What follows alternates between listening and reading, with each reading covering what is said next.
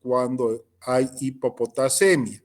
Cuanto más marcada es la hipopotasemia, obviamente estas alteraciones serán mucho más visibles. A ver, causas de hipopotasemia. Díganme dos. Las diarreas, doctor. Diarrea, vómitos, algunos medicamentos, por ejemplo. La furosemida. La furosemida, muy bien. Son causas de hipopotasemia. Entonces, cuando el potasio cae menos de 3.5, 3, 2.5, ya podemos tener estas alteraciones, que es un intervalo QT prolongado y la presencia de onda U. ¿Cuánto dura normalmente el intervalo QT?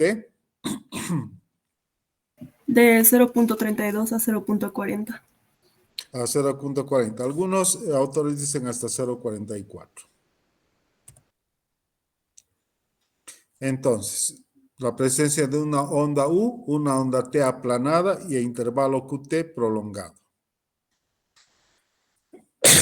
Un electrocardiograma típico donde estamos viendo un intervalo QT largo, estas ondas T planas.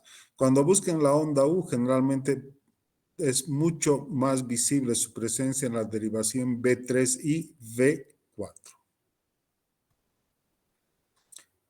Por el contrario, cuando el potasio está más allá de 5.5, también podemos tener alteraciones electrocardiográficas manifiestas, como ser, en este caso, un intervalo QT corto, y observen la onda T que se hace muy prominente, se hace puntiaguda. Causas de hiperpotasemia.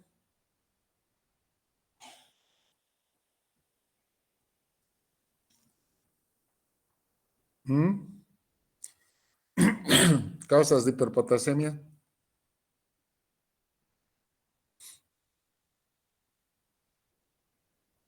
¿Nos recuerdan? La más frecuente es la enfermedad renal crónica. A veces el uso combinado de IECAS o ARAS junto con los diuréticos ahorradores de potasio como la espironolactona pueden darnos también hiperpotasemia. Nuevamente acá, el potasio está muy alto y cuando el potasio suele estar más de 6.5 o 7, entonces suelen aparecer alteraciones de la conducción a nivel del nódulo auriculoventricular. Podemos tener disociación auriculoventricular, bloqueos auriculoventriculares, bradicardia. Y en esos casos existen tratamientos para la hiperpotasemia. ¿Cuáles conocen?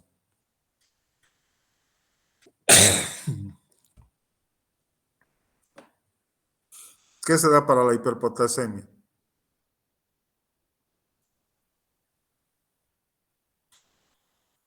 Podemos dar los diuréticos, hemos indicado la furosemida, podemos dar solución polarizante con el uso de insulina, que la insulina hace que el potasio ingrese dentro de la célula y podemos llegar incluso hasta la diálisis.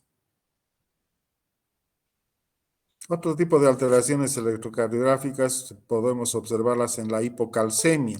A veces observamos que pacientes operados de la tiroides también se les puede extirpar la paratiroides y entonces vamos a tener hipocalcemia y vamos a tener una prolongación del segmento ST y QT también prolongado. Miren el ST, qué largo es en la hipocalcemia y onda T plana. El tratamiento es gluconato de calcio, hay que poner calcio. En la hipercalcemia, por el contrario, el segmento ST se acorta, como ven acá. Casi termina el complejo QRS e inmediatamente empieza la onda T. Ya tenemos la hipercalcemia como con una cubeta.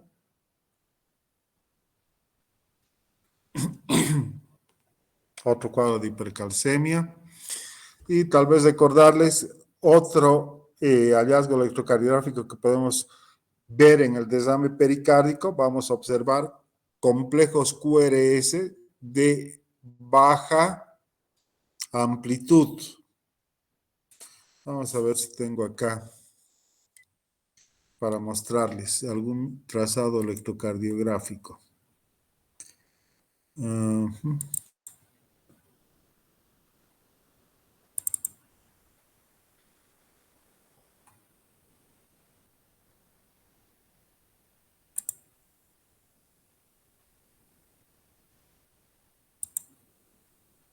¿Se ve mi pantalla?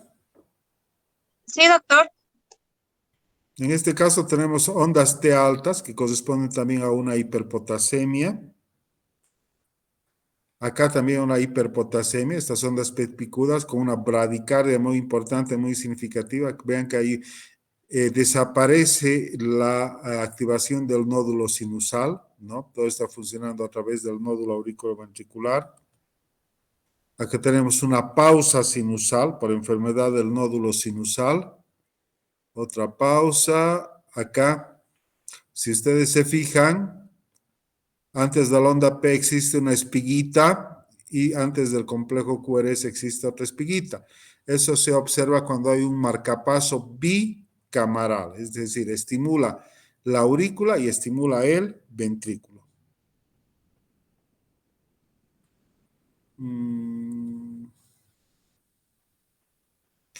A veces en la angina de Prince-Metal por la isquemia coronaria podemos tener alternancia eléctrica. Ustedes ven el trazado superior, complejos QRS de baja amplitud, seguidos de otros de mayor amplitud. Eso se llama alternancia eléctrica.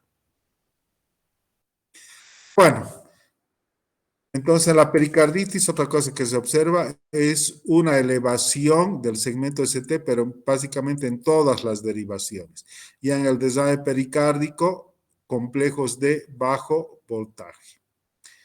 Vamos a ingresar, bueno, con eso habríamos terminado todo lo que significa electrocardiografía y vamos a ingresar a otra acápite que son los exámenes complementarios en cardiología.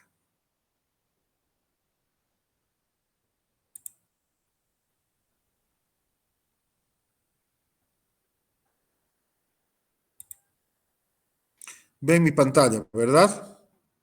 Sí, doctor. Sí, doctor. Ya. Vamos a empezar desde los más sencillos a los más complicados. Obviamente toda la parte de electrocardiografía ya la conocen, ya saben. Sin duda, una radiografía de tórax es relativamente fácil de conseguir, ¿no es cierto? Mayor de parte de los centros tenemos radiografías y es importante saber interpretarlas, ¿no? Y sobre todo, cuando interpretamos, tenemos que hacer un énfasis especial en la silueta cardíaca. Y ustedes están viendo acá una cardiomegalia y para eso se saca el índice cardiotorácico. Y para sacar el índice cardiotorácico se traza una vertical por las apófisis espinosas y luego una horizontal que va al borde derecho del corazón y otro al borde izquierdo del corazón y luego se saca la relación.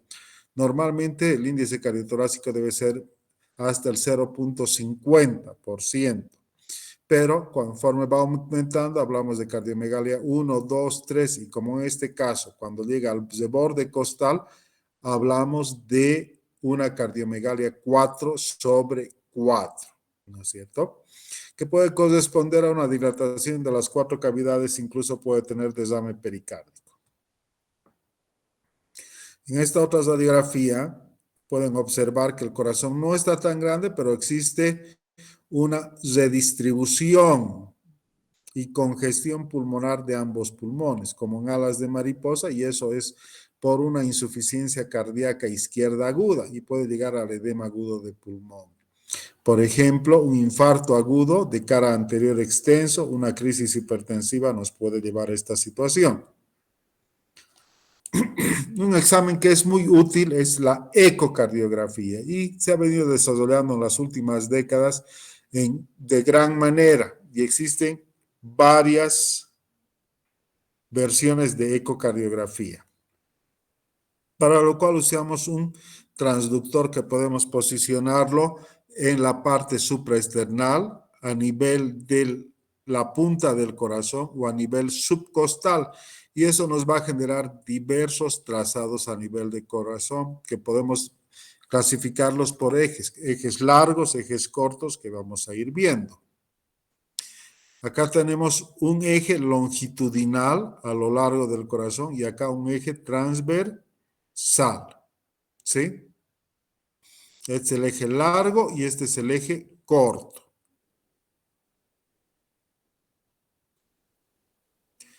Acá tenemos el eje largo donde tenemos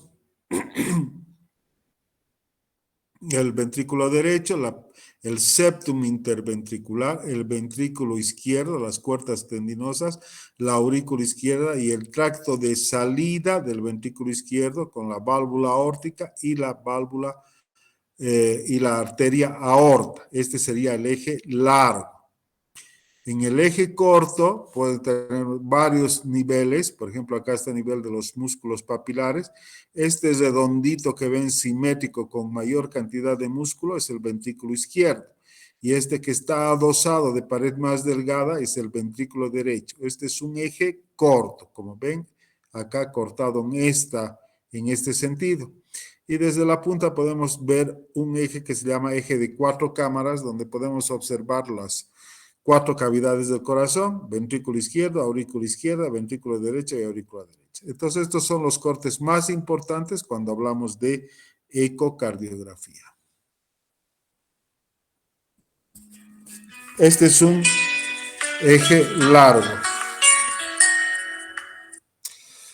Te llamaré unos 40 minutos, estoy dando clases. ¿Ya? Chao, chao. Entonces, este es un eje largo, donde acá tienen la anatomía patológica y al lado derecho el ecocardiograma. Ventrículo derecho, el septum interventricular, el ventrículo izquierdo, la aurícula izquierda. Acá un eje corto, que es el que mencionamos, el ventrículo izquierdo y el ventrículo derecho. Y miren cómo de bien se puede obtener las imágenes en ecocardiografía y con todas las estructuras. Obviamente es importante que conozcan la anatomía del corazón. Podemos tener un eje corto también a nivel de la válvula aórtica. La válvula aórtica saben que tiene 3 valvas, ¿no es cierto? Tiene una imagen como de Mercedes-Benz. ¿Cómo son esas valvas? ¿Qué se llaman? La válvula coronariana, no coronariana y posterior. ¿Sí? Se ve así. Y acá al lado derecho estamos viendo la imagen de ecocardiografía con esa imagen. El eje de 4 cámaras que había mencionado, a la izquierda, el corte anatómico del corazón, y a la derecha las estructuras, las que vamos a poder identificar: el ventrículo izquierdo, la válvula mitral, la aurícula izquierda, el septum interventricular, en este otro nivel el ventrículo derecho y la aurícula derecha. Nuevamente un ojo de 4 cámaras, y esto puede ser en movimiento. Y el ecocardiograma entonces es útil ¿para qué? Para ver las cavidades del corazón, para poder medirlas, para ver las válvulas del corazón, si cierran bien, no cierran bien, para ver la velocidad de flujo a través de las válvulas. También muy útil. Entonces, útil en valvulopatías, cardiopatía isquémica. Acá está calculando la fracción de eyección. Lo hace el equipo en forma automática, midiendo el diámetro del ventrículo izquierdo en diástolo y en sístolo y sacando un promedio.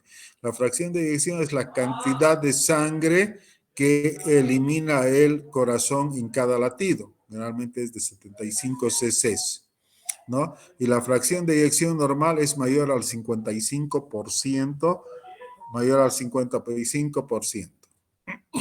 Eso va a ser muy útil cuando hablemos de insuficiencia cardíaca. También podemos hacer cortes en diversas estructuras del corazón y este sería el modo M. Acá tenemos el ventrículo derecho, acá el septum interventricular que ustedes están viendo que se engrosa, eso es en sístole y esto es en diástole. Y nos permite ver la diferencia en sístole y en diástole, nos permite sacar la fracción de eyección. Esto es lo normal. Y acá ven un ventrículo izquierdo dilatado. Vean que el septum interventricular prácticamente no se engruesa, es delgadito.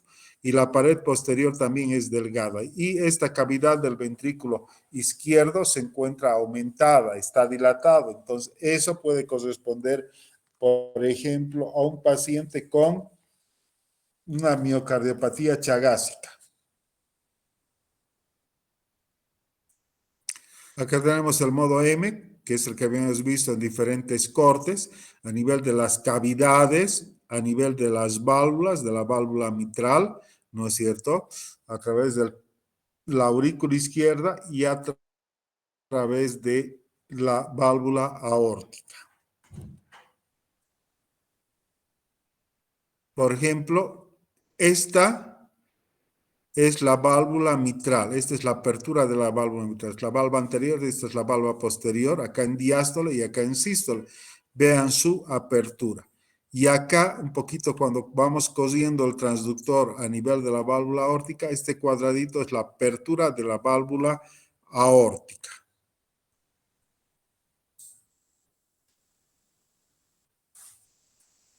Nuevamente, ventrículo derecho, septum interventricular, y esta es la válvula aórtica que se está abriendo. Esta es la onda E y la onda A, pero ese ya es mucho detalle para ustedes que no necesitan saber. Patricia. Acá nuevamente la válvula mitral y la válvula aórtica, ¿sí?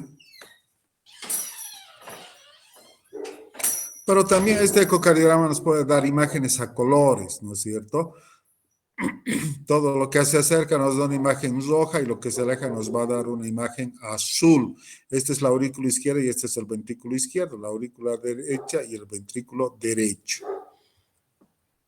Es el Doppler color. Acá, por ejemplo, estamos viendo, esta es la válvula mitral y estamos colocando el transductor y donde queremos tomar la muestra a nivel del ingreso de la válvula mitral, ¿no? Y estamos viendo el flujo. Y este flujo con una onda E y una onda A, la onda E corresponde al llenado ventricular y la onda A a la contracción auricular. Cuando hay fibrilación auricular, esta onda A no existe. Acá en este caso tenemos detrás de la pared posterior del ventrículo izquierdo líquido y eso es un derrame pericárdico.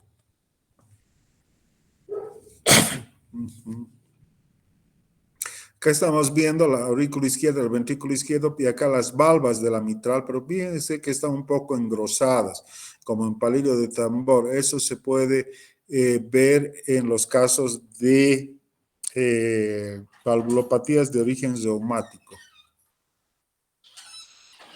Acá un eje de 4 cámaras donde estamos viendo una insuficiencia mitral, es decir, en la sístole, la sangre del ventrículo izquierdo se va para la aurícula izquierda. Una insuficiencia mitral como llega a la cara posterior, una insuficiencia mitral moderada severa. Otro ecocardiograma, acá la aurícula izquierda grande y estas valvas calcificadas, también correspondientes a fiebre reumática. La misma, pero estamos viendo un eje corto y esta imagen es la apertura de la válvula mitral que está cerrada, está estenosada. Pasamos y podemos sacar por Doppler las velocidades de flujo transvalvulares. Obviamente hay fórmulas que nos van a permitir después indicar qué apertura tiene esa válvula y podemos clasificar en leve, moderada y severa. Existe una patología congénita que se llama la miocardiopatía hipertrófica, que es de origen genético, donde se observa un incremento de la masa muscular, generalmente del ventrículo izquierdo del ápex o de todo el ventrículo izquierdo, y puede ser una miocardiopatía hipertrófica simétrica o asimétrica. Y el ecocardiograma es útil para ver esto, porque esta patología congénita genera arritmias. Y muchos pacientes, muchos atletas, ustedes han debido ver jugadores de fútbol que están jugando y fallecen, tienen una muerte súbita. Y es porque en la autopsia tienen este tipo de patología, miocardiopatía hipertrófica. También el ecocardiograma es útil para los casos de endocarditis. Esta es la válvula aórtica y estamos viendo una vegetación. Ese es un criterio mayor para diagnóstico de endocarditis. También tiene una función que se llama strain, que tiene relación con el endotelio, ¿no? Con la pared interna del corazón y que permite ver su acortamiento. Y de acuerdo a eso, definir si eventualmente el paciente puede estar cursando una isquemia. Hasta ahí todo lo que significa ecocardiograma. Entonces hemos visto el modo bidimensional, el modo M, el eco a color, Doppler, strain y eco en movimiento. Otro estudio que utilizamos es la ergometría, que es un examen que nos permite ver la capacidad funcional del paciente cuando solo se hace que maneje pedalee una bicicleta o camine en una cinta. Hay protocolos en los que se va incrementando de forma progresiva la velocidad y la altura de esta cinta. Nos permite ver entonces si el paciente tiene arritmias de esfuerzo, la capacidad funcional, si eventualmente tuviese insuficiencia coronaria, obviamente no va a alcanzar la meta esperada para la edad. Existe un protocolo que es el que más utilizamos, que es el protocolo de Bruce.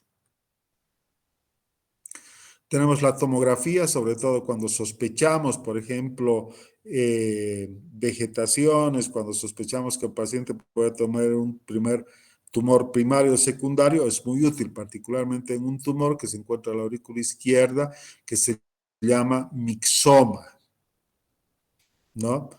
No es lo que más utilicemos, generalmente es el ecocardiograma, pero sí ocasionalmente tiene un espacio, la tomografía y también la resonancia magnética. Actualmente se hace también por medio de la tomografía el score de calcio, es decir, la cantidad de calcio que hay en cada una de las arterias coronarias y que nos puede dar en forma indirecta si existe una estenosis importante de las arterias coronarias o no. Podemos utilizar estudios con radioisótopos, por estudios de perfusión con talio, por ejemplo, o con tecnecio, que son muy útiles para detectar cardiopatía isquémica cuando hay obstrucciones vasculares, ¿no?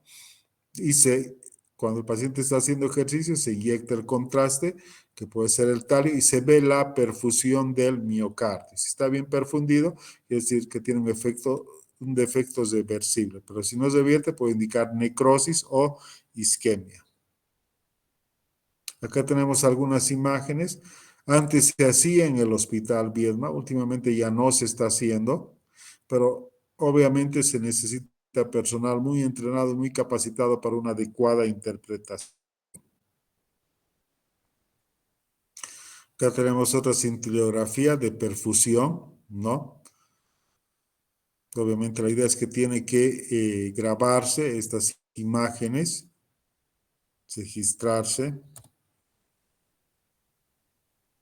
Y por último, llegamos al gold standard, que es la angiografía coronaria. Es un equipo que permite observar las arterias coronarias, ¿no es cierto? Entonces el operador, que generalmente es un médico, es un hemodinamista, ingresa ya sea por el brazo o por la arteria femoral con un catéter y va a canalizar las arterias del corazón, la arteria coronaria izquierda y la arteria coronaria derecha, y nos va a permitir ver estas imágenes, ¿no? La coronaria derecha, la coronaria izquierda, la descendente arterial, y ver si tiene obstrucciones. Y después de esto, este hemodinamista puede hacer una angioplastía y colocar un stent. Así que también nos permite hacer ventriculografías izquierdas para ver y calcular también la fracción de eyección. Actualmente ya contamos con muchos equipos de angiografía en Cochabamba, ¿no es cierto? Por lo menos hay 5.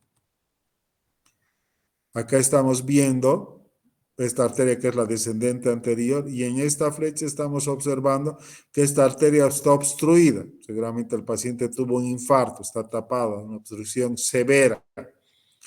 Entonces, se coloca un stent y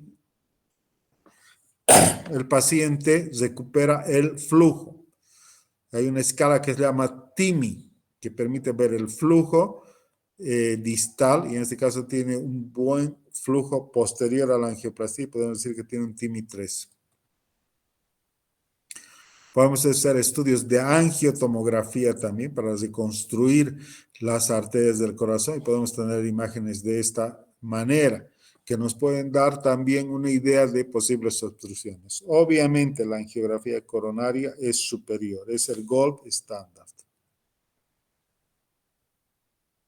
Ya hemos mencionado los estudios de Holter, que pueden ser de 24, 48 horas, ahora incluso hay de 7 días, que consiste en que se instala una grabadora al paciente y este va haciendo su actividad normal y luego se lee en una computadora.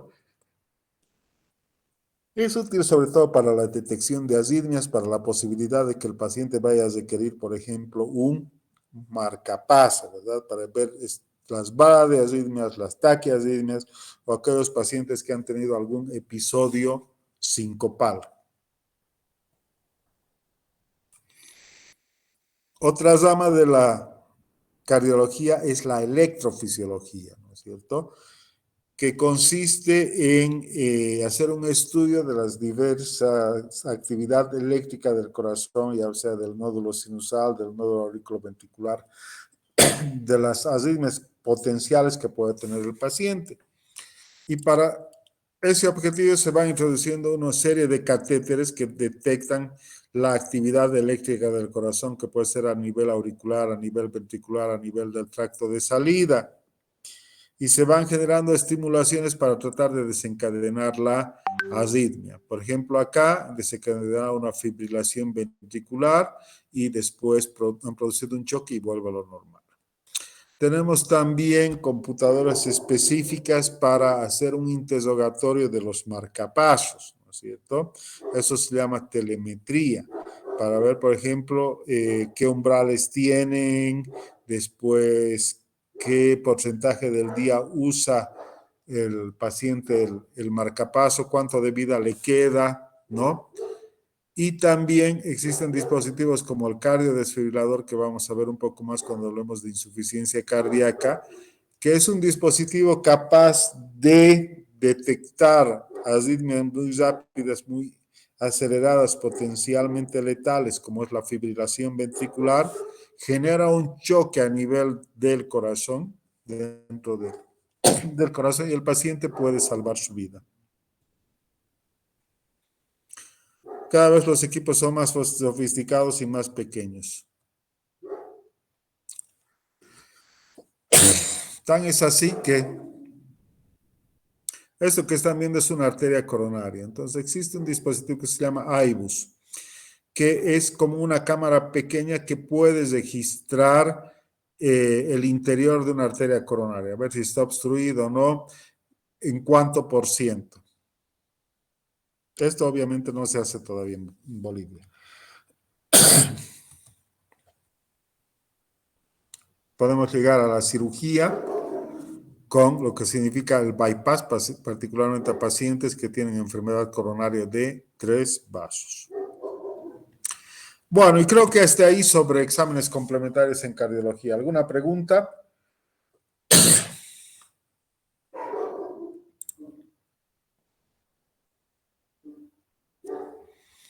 ¿Se han dormido, chicos?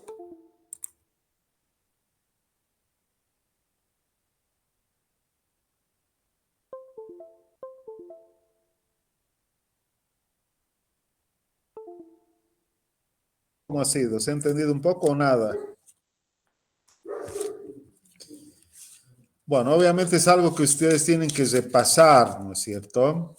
Que tienen que ir leyendo con calma. La idea es que estas charlas son una especie de ayuda, pero independientemente de eso, ustedes tienen que revisar y verificar todo lo que hemos avanzado. Vamos a tener 2 clases más sobre insuficiencia cardíaca, el día de miércoles y el día jueves, y al día viernes empiezan con el doctor Ramiro Lara, ¿sí? Así es que también se envía al representante de 4º año un curso de electrocardiografía que está realizando la Sociedad Cochabambina de Cardiología, que va a ser en el auditorio del Colegio Médico, así es que los que quieran pueden ir inscribiéndose a manera de reforzar sus conocimientos. ¿Ya? ¿Alguna duda, alguna pregunta? Nada. ¿Mis alumnos de práctica están? Sí, doctor. Bueno, mañana 2 a las 8 menos 5. ¿Ya? Nos vemos. Listo, chicos. Nos vemos mañana en la clase de teoría a las 19:00.